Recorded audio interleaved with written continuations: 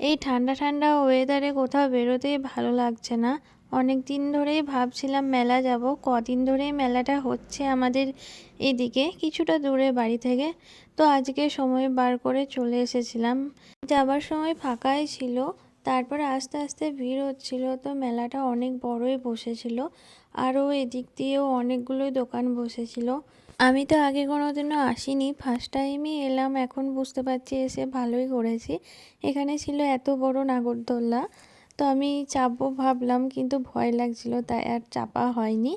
তারপর দেখছিলাম চাবির রিং, এখানে অনেক রকমেরই চাবির রিং ছিল, খুব কিউট কিউট, ভালো লাগছিল দেখে। কিন্তু আমার তো আর গাড়ি নেই আর সাইকেলও নেই যে চাবির রিং লাগাবো।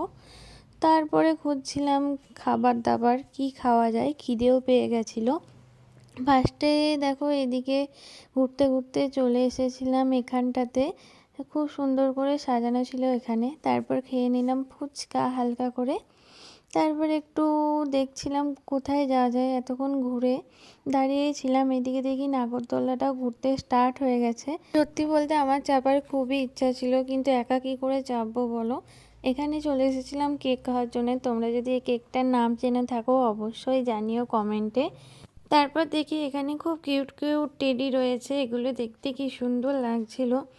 আমাদের তো মেলা ঘোরা প্রায় কমপ্লিট হয়ে গেছে। এখান থেকে নিয়ে নিয়েছিলাম জিলাপি খাওয়ার জন্য। মুখটা খুবই মিষ্টি মিষ্টি হয়ে গেছিলো, তাই ভাবলাম অন্য কিছু খাওয়া যাক। এখান থেকে নিয়ে নিয়েছিলাম মোমো, এটাও খুব টেস্টি ছিল।